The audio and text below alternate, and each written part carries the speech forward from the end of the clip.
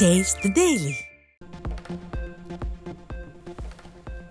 எல்லையில் பாகிஸ்தானுக்கு எதிரான சண்டையில் வீர மரணமடைந்த இந்திய ராணுவ வீரர் முரளி நாயக். வீர மரணமடைந்த ராணுவ வீரர் ஆந்திர மாநிலம் சத்யசாய் மாவட்டத்தைச் சேர்ந்தவர்.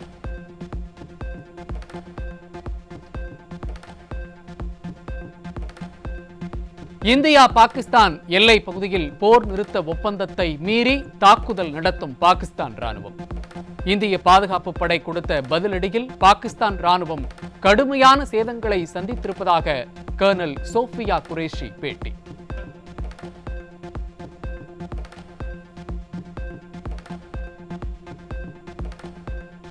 பயணிகள் விமானங்களை பாகிஸ்தான் ராணுவம் கேடயமாக பயன்படுத்தி தாக்குதலை நடத்தி வருவதாக விங் கமாண்டர் வியோமிகா சிங் தகவல். வான் எல்லையை மூடாமல் மக்களின் உயிரை பணயம் வைத்திருக்கிறது பாகிஸ்தான் என தெரிவித்துள்ளார்.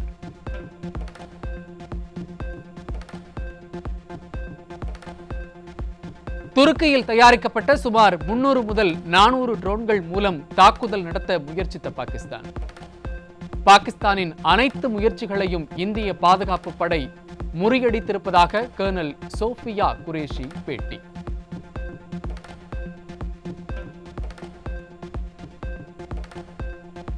பொய்கள் மூலமாக பாகிஸ்தான் மதவாத பிரச்சனைகளை ஏற்படுத்த முயற்சிப்பதாக வெளியுறவுத்துறை செயலாளர் குற்றம் சாட்டு. இந்தியாவின் ஒருமைப்பாடு ஒற்றுமையும் பாகிஸ்தானுக்கு சவாலாக இருப்பதாக தெரிவித்துள்ளார்.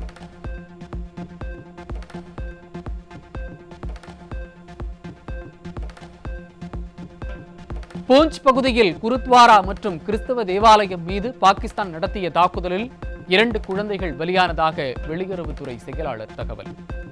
வழிபாட்டு தலங்களை தாக்கவில்லை என்று பாகிஸ்தான் உலகை ஏமாற்றுவதாகவும் குற்றச்சாட்டு.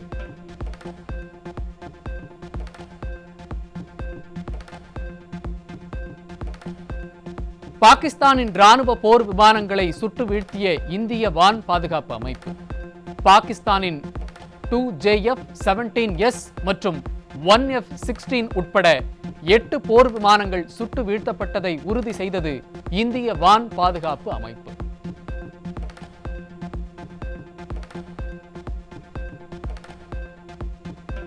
பாகிஸ்தானின் தாக்குதல் அச்சுறுத்தல் காரணமாக சண்டிகரில் பொதுமக்கள் தேவையின்றி வெளியே வர வேண்டாம், வீட்டிற்குள் பாதுகாப்பாக இருக்க வேண்டும் என அறிவுறுத்தல்.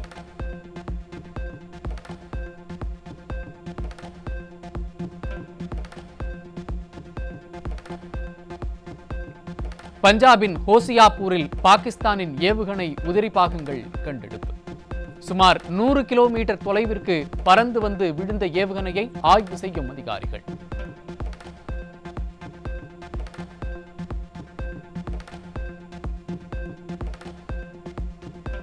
பாகிஸ்தான் ராணுவத்தை நிலைகுலைய செய்திருக்கும் ஆகாஷ் ஏவுகணைகள் முழுக்க இந்தியாவில் தயாரிக்கப்பட்ட அதிநவீன ஏவுகணைகள். ஆகாஷ் ஏவுகணை மணிக்கு 3060 கிலோமீட்டர் வேகத்தில் பாய்ந்து சென்று 20 கிலோமீட்டர் வரையிலான இலக்குகளை துல்லியமாக தாக்கி அழிக்கும் சக்தி கொண்டது.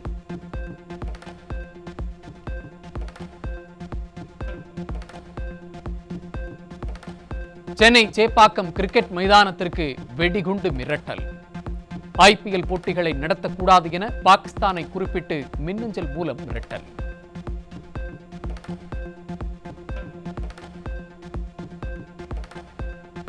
இந்திய ராணுவத்தின் பலத்தை மேம்படுத்துவதற்காக ராணுவ தளபதிக்கு கூடுதல் அதிகாரங்கள் வழங்கப்பட்டுள்ளன. இந்த அதிகாரம் 2028ஆம் ஆண்டு பிப்ரவரி 9ஆம் தேதி வரை நடைமுறையில் இருக்கும் என மத்திய அரசு அறிவிப்பு.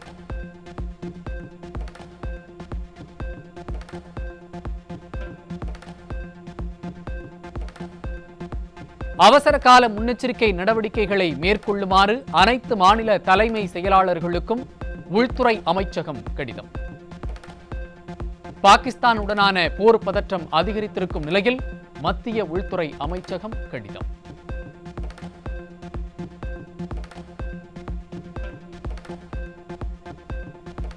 இந்திய எல்லையில் உள்ள குடியிருப்புகள் மீது தாக்குதல் நடத்திய பாகிஸ்தான் ராணுவ நிலைகள் மீது இந்திய ராணுவம் தாக்குதல். குடியிருப்புகள் மீது தாக்குதல் நடத்திய பாகிஸ்தான் ராணுவத்தின் பல்வேறு நிலைகளை இந்திய ராணுவம் தாக்கி அழிப்பு.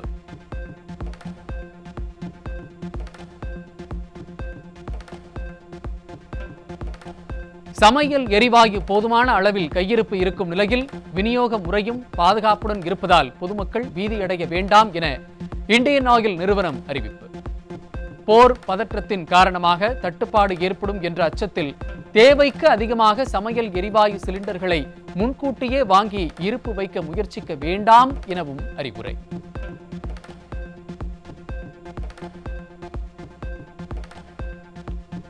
இந்திய போர் விமானங்கள் வீழ்த்தப்பட்டதாக மீண்டும் மீண்டும் தவறான செய்திகளை வெளியிடும் சீனா. ஏற்கனவே சீன அரசு ஊடகத்திற்கு இந்தியா கண்டனம் தெரிவித்திருந்த நிலையில் மீண்டும் தவறான செய்தியை வெளியிட்ட சீன ஊடகம்.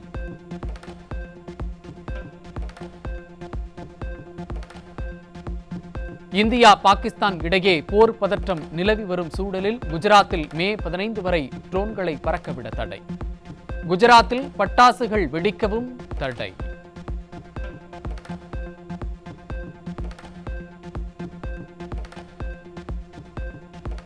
இந்தியாவின் பல நகரங்களை தாக்க பாகிஸ்தான் முற்பட்ட நிலையில் அதனை முறியடித்த மேன்மை மிகு ராணுவ படைகளுக்கு அதிமுக பொதுச் செயலாளர் எடப்பாடி கே பழனிசாமி வாழ்த்து. பயங்கரவாத தாக்குதலுக்கு எதிர்வினையாக இந்தியா ஆபரேஷன் சிந்தூர் நடத்திய பிறகு பாகிஸ்தானின் முயற்சி முறியடிக்கப்பட்டிருப்பதாக பெருமிதம்.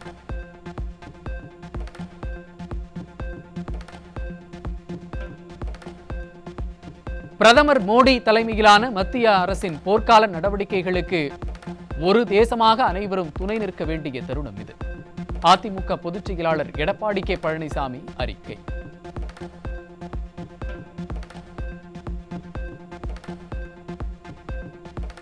நமக்காக எல்லையில் போர் புரியும் நம் ராணுவ வீரர்கள் நலமுடன் இருக்கவும் வெற்றி பெறவும் இறைவனிடம் பிரார்த்திக்க வேண்டும்.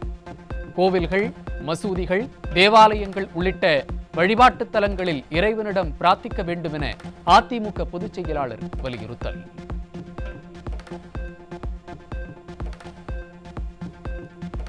தனது பிறந்த நாளை முன்னிட்டு தன் உயிருக்கு உயிரான அன்பு கழக உடன்பிறப்புகள் யாரும் தன்னை நேரில் சந்திப்பதை தவிர்க்க வேண்டும். தன்னை நேரில் சந்திப்பதையும் எந்தவிதமான கொண்டாட்டங்களையும் தவிர்த்திட வேண்டும் என்றும் அன்போடு கேட்டுக்கொள்வதாக அதிமுக பொதுச் செயலாளர் வேண்டுகோள்.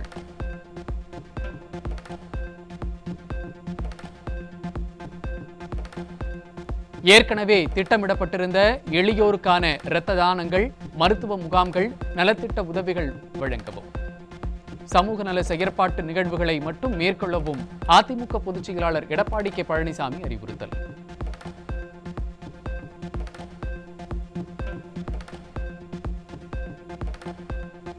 சேலம் மாவட்டம் கொங்கனாபுரம் பேருந்து நிலையம் பகுதியில் அதிமுக சார்பில் நீர்மோர் பந்தல் திறப்பு விழா.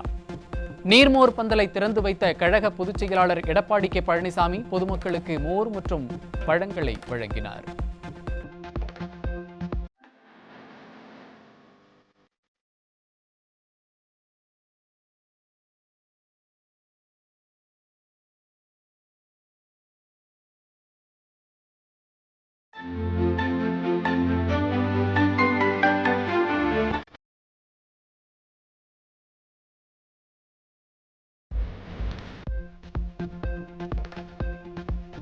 நாடு முழுவதும் போர் பதற்றம் குறித்து மாநில முதல்வர்கள் ஆலோசனை நடத்தி வரும் நிலையில் தமிழ்நாட்டில் முன்னெச்சரிக்கை நடவடிக்கைகளை மேற்கொள்ளாமல் திருச்சியில் கருணாநிதியின் சிலையை திறந்து வைத்த ஸ்டாலின்.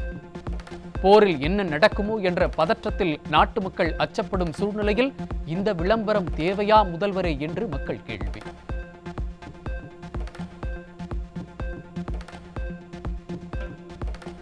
இந்திய திருநாட்டின் மக்கள் அச்சப்பட்டுக் கொண்டிருக்கும் சூழலில் திருச்சியிலிருந்து திராவிட மாடல் ஆரம்பித்ததாக பெருமை பேசிக் கொண்டிருக்கும் நிர்வாக திறனற்ற ஸ்டாலின்.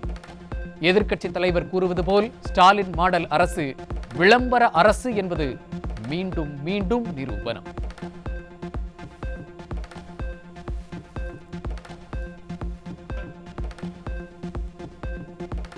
தென்காசி மாவட்டம் பாவூர் சத்திரம் அருகே 2 சிறுமிகளுக்கு பாலியல் தொல்லை கொடுத்த கட்டிட தொழிலாளி போக்சோவில் சிக்கினார்.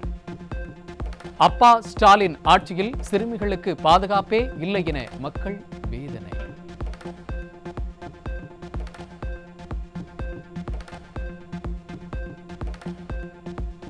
திருச்சி மாவட்டம் போசம்பட்டி பகுதியில் மூக்குத்திக்காக மூதாட்டி மூக்கை அறுத்து கொலை செய்யப்பட்ட கொடூரம்.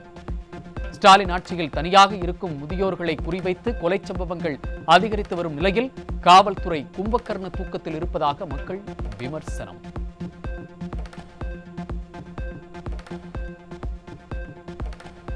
திருவள்ளூர் அடுத்த அதிகத்தூரில் உள்ள நரிக்குறவர் குடியிருப்பு பகுதியில் சிறுமிகள் மற்றும் பெண்களிடம் கஞ்சா போதை ஆசாமிகள் அத்துமீறுவதாக குற்றச்சாட்டு. ஸ்டாலின் ஆட்சியில் தடையின்றி கிடைக்கும் கஞ்சா போதையால் பெண்களின் பாதுகாப்பு கேள்விக்குறியாக இருக்கும் அவலம்.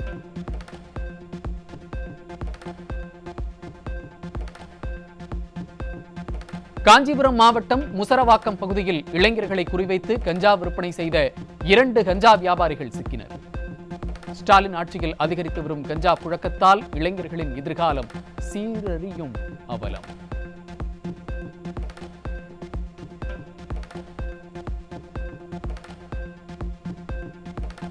விழுப்புரத்தில் இளைஞர்களின் வாழ்வை சீரழிக்க கொண்டு செல்லப்பட்ட 2 கிலோ கஞ்சா சிக்கியது.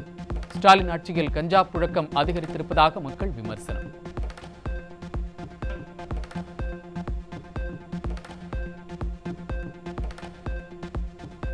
கடலூர் மாவட்டம் ஸ்ரீமுஷ்ணத்தில் விற்பனைக்காக பதுக்கி வைக்கப்பட்டிருந்த 110 கிலோ குட்கா போதைப் பொருட்கள் சிக்கின. நிர்வாக திறனற்ற ஸ்டாலின் அரசு குட்கா பொருட்களின் புழக்கம் மற்றும் கடத்தலை தடுக்க முடியாமல் திணறி வருவதாக மக்கள் விமர்சனம்.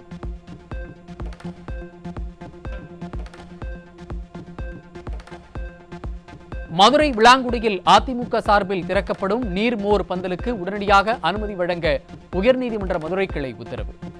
கடுமையான வெயில் காலத்தில் அரசியல் கட்சிகள் நீர்மோர் பந்தல் அமைக்க அனுமதி வழங்குவதில் பாரபட்சம் காட்டக்கூடாது என்று காவல்துறைக்கு நீதிமன்றம் அறிவுறுத்தல்.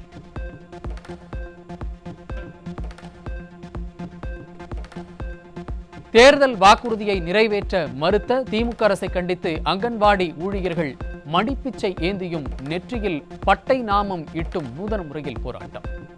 அனைத்து தரப்பு மக்களையும் பொய் வாக்குறுதி கொடுத்து ஏமாற்றிய ஸ்டாலின் மாடலுக்கு 2.0 ஒரு கேடா எனவும் கேள்வி.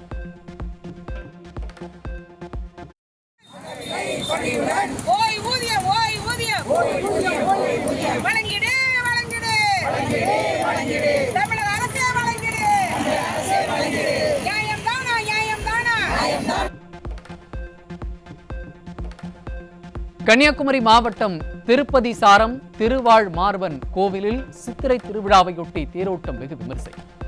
ஏராளமான பக்தர்கள் கலந்து கொண்டு தேரை வடம் பிடித்து இழுத்து சுவாமி தரிசனம்.